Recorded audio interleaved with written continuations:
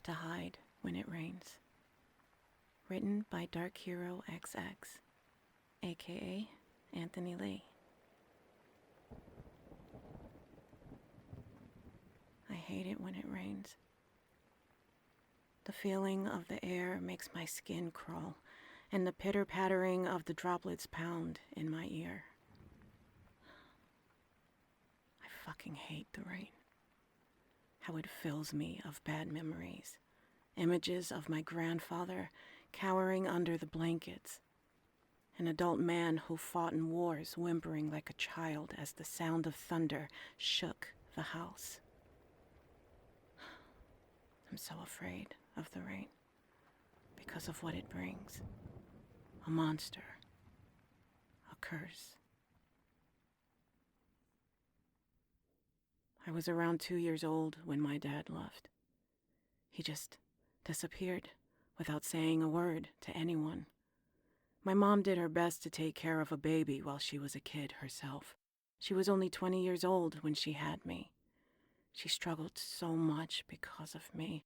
Her parents had cut off all connections to her, but thankfully, my grandparents on my dad's side were so supportive of her. We were pretty lucky. They gave us a place to stay and took care of me while my mom worked her ass off to provide for me. Eventually, my mom was able to get a great job as a secretary for some lawyer, and we were able to get our own apartment. My mom is amazing. And when I was 6 years old, she decided to finish up her college education. It was hard for her to work, study, and raise a child, so my grandfather offered to take care of me every now and then. I remember how excited I was to see my grandfather's old truck pulling up to the school to come and get me. My grandmother had passed a couple of years before, so it was just us boys in that big house. I'd stay there after school, and my mom would come and pick me up later on that night. Things were awesome. Grandpa would always let me do whatever I wanted and tell me stories of when he was a soldier fighting in dark, rainy jungles. He'd call me his partner. Just us men against the world, he'd say. There was just one thing I always found a bit peculiar about my grandpa. He was terrified of the rain. I didn't really think much of it. He wouldn't pick me up on rainy days, though. It kind of inconvenienced my mom. When I was over there, while it started to rain, he would grab me and take me upstairs, locking us inside his bedroom closet. We'd sit there in the dark, and he would silently sob as he'd whisper, "It's okay, partner. We'll get through this. We'll get through this." As soon as the rain would stop, he'd take a moment to compose himself, and we'd go about the rest of our day like nothing ever happened. It was when I was 10 years old when I finally asked him, "Grandpa, what happens when it rains?" He paused and looked at me with sullen eyes. What do you mean, partner?" "When it rains, we always have to go upstairs in the closet. Even when it's just a little bit of water, we have to go in there." Grandpa looked outside, up towards the clouds. Despite it being a beautiful sunny afternoon, he let out a deep sigh. He turned back to me and finally answered me. "Come on, partner. Let's go sit on the couch so I can tell you a story." He slowly stepped towards the living room couch. I rushed over and grabbed his hand to help him. Grandpa was gaining some years, but when I grabbed his hand, he gripped it so tightly I felt a wave of nervousness. It took a minute, but we finally made it to the old pleather couch. Grandpa groaned as he took a seat. I shuffled up the couch to take a seat beside him. He chuckled and ruffled my hair. Grandpa's smile slowly faded as he started to stare off into the distance. His eyes began to glaze over. He looked at me and took a deep breath to prepare himself. Then he told me his story. You see, my grandpa was just a young man at the time, just turned 22 when he was sent off to Vietnam to fight. He'd used to tell me all kinds of heroic stories when I was growing up, but this story was different. His voice was low and shaky as he recounted the tale of his youth, a young soldier who had been fighting for his country. He was part of an infantry division. His group had caught wind of a nearby village that housed Viet Cong. They had been in the wilderness for days. The terrain was so difficult for them to deal with, and the battles they were forced to fight in the jungles had left them paranoid. My grandpa's hands were shaking at this point as he described how silent the night was. Not even their footsteps made noise. They were low on ammunition, as well as morale, but they trudged forward. They crept up to each of the huts and took out their lights, lit torches, and set everything ablaze. My grandpa began to cry at this point. He described the nauseating smell of smoke as the flames illuminated the dark clouds above them. He paused his story for a moment to cough uncontrollably. It was as if he was back to that dark night. I patted his back. Then he grabbed my hands and looked at me with his teary eyes and continued his tale. He was hesitant at first because I was so young, but he seemed determined to tell his truth. He told me that screams erupted from the crackling flames as people covered in roaring fire began to rush out of the huts. His platoon took advantage of the chaos and brandished their knives, finishing off the enemy one by one. The bodies were burning. Screams echoed. Then the cries of women and children began to flood their ears. My grandfather described standing there at the center of the village, slowly realizing their mistake. A woman came barreling out of their home as her body slowly burned. She slowly stepped towards my grandfather and yelled at him in a language he just didn't understand. My grandfather was horrified as she continued to yell at him until she finally collapsed to the ground. The cries and screams slowly subsided, and then the rumble of thunder came.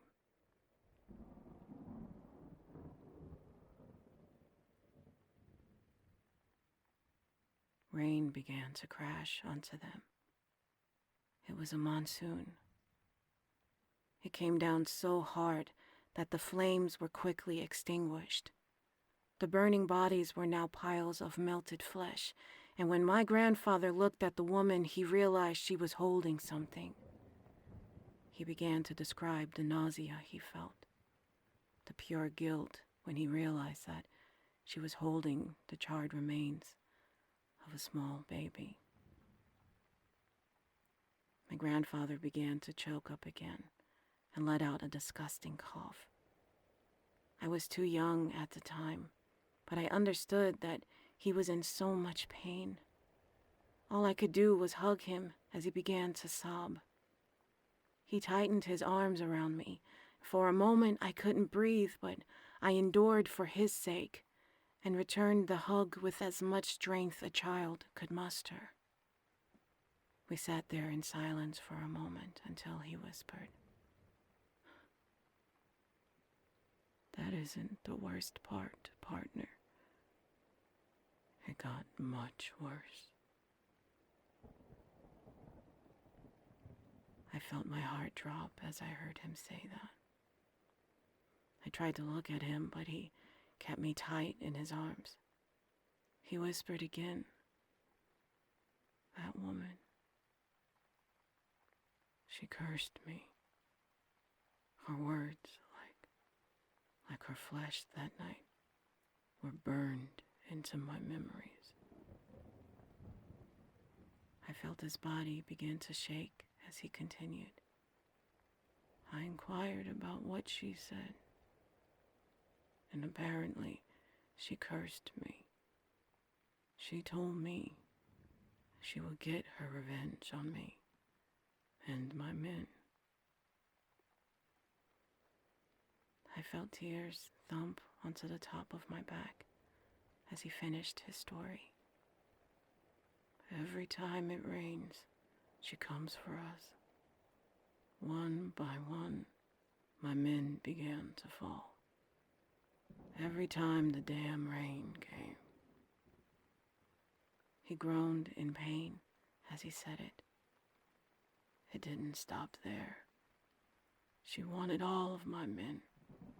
She didn't want just them, and she won't stop at me either. He released me from his grasp and looked deep into my eyes. His eyes were filled with an unending sadness. She won't stop until she avenges her child too. She'll go to me, then to your daddy, then to you.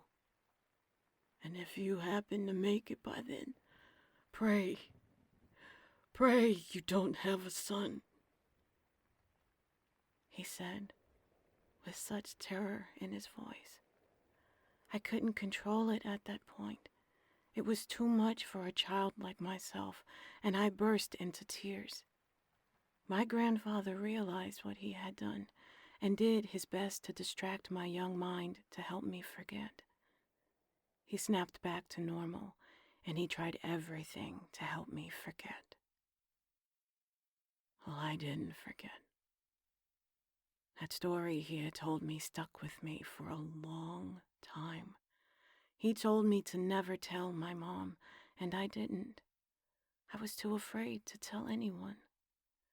I wish I could tell you that was when the story ended, but this is where it will begin. It was that same year, a couple of months after he told me the story on a dark summer night. I was out of school, and my mom had started taking classes at night, so my grandpa suggested I stay over some nights. It was so much fun spending the night at my grandpa's house. We'd watch movies and eat tons of snacks. It was this one particular afternoon we were watching some cartoons on TV, and I guess we must have fallen asleep. I'm not sure how long we were out, but I was awoken by the sound of thunder. I looked around. The lights were off, and I could hear rain slowly dropping onto the old home. I placed a hand onto my grandpa's shoulder and tried to shake him awake. He stirred for a moment and slowly opened his eyes. He was about to ask me what time it was until he was interrupted by the rumble of thunder. Despite how dark the house was, I could see his eyes shoot wide open when he started to hear the rain.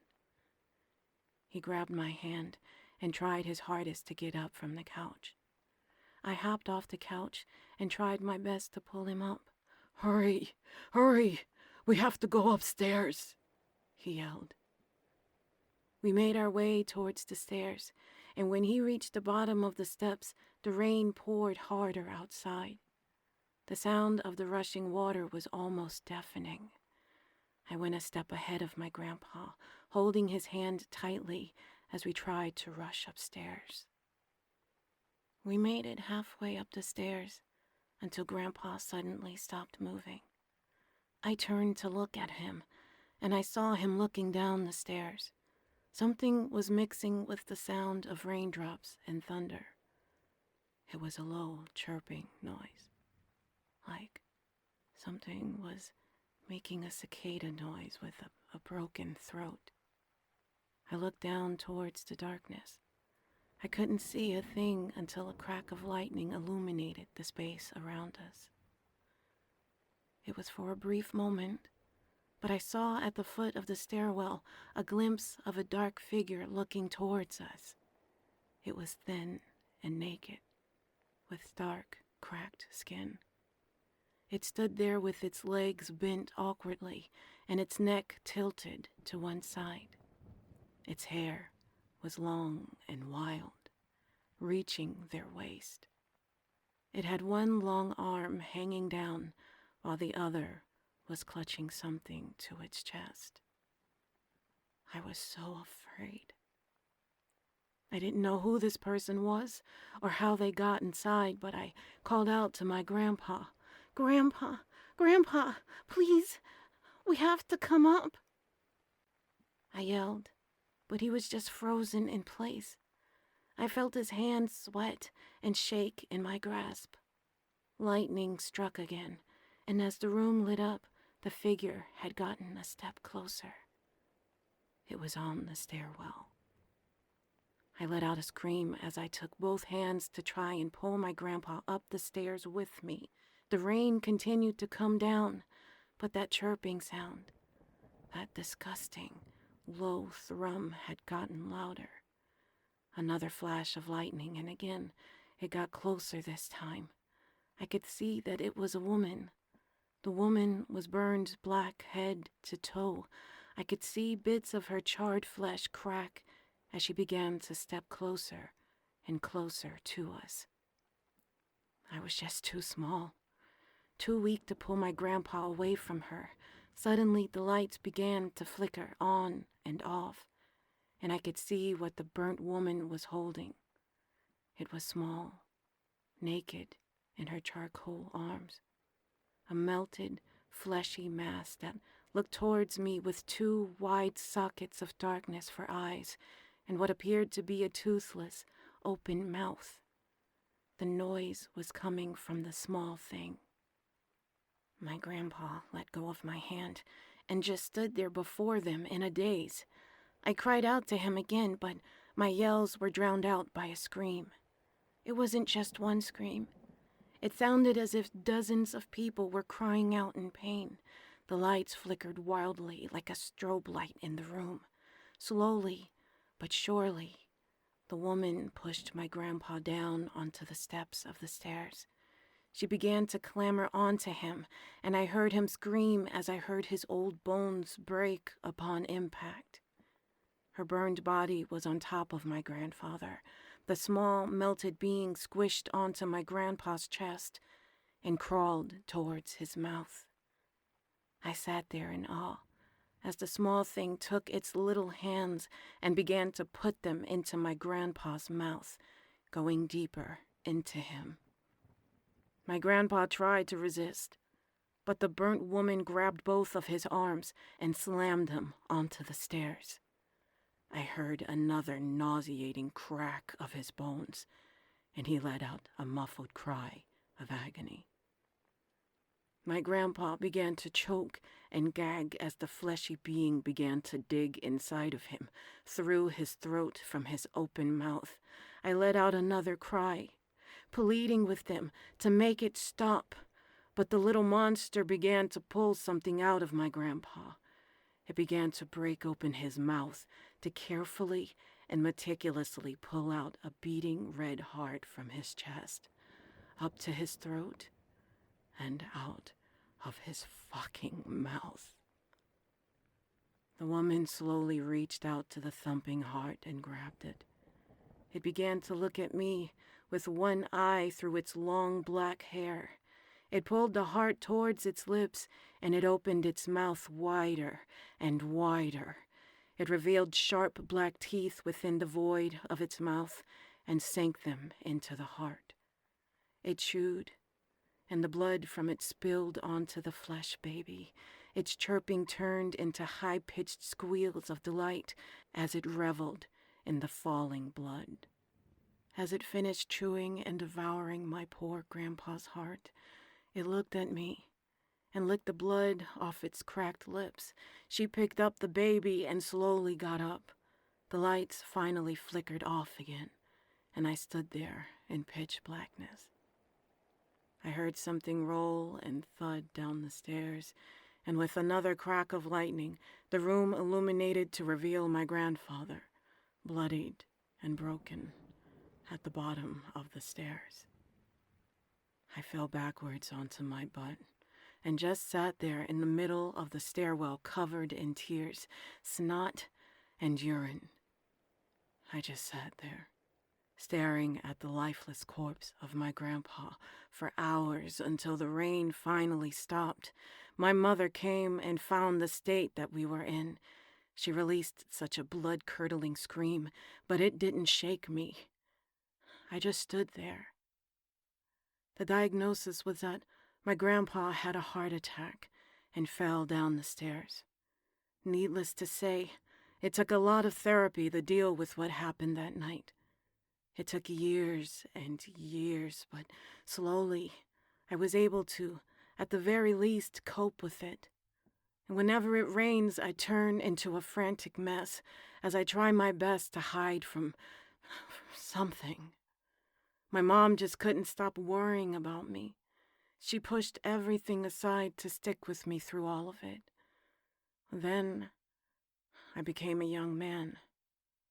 Now I'm in my late 20s, and I'm just trying to make sense of what I saw that rainy night.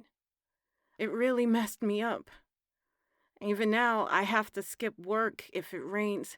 I dash to a bathroom stall or something and lock myself in. I got some news the other day, though. Apparently, my father had been found in the middle of the street across the country. It was raining when he had a heart attack, and he ran in front of a car.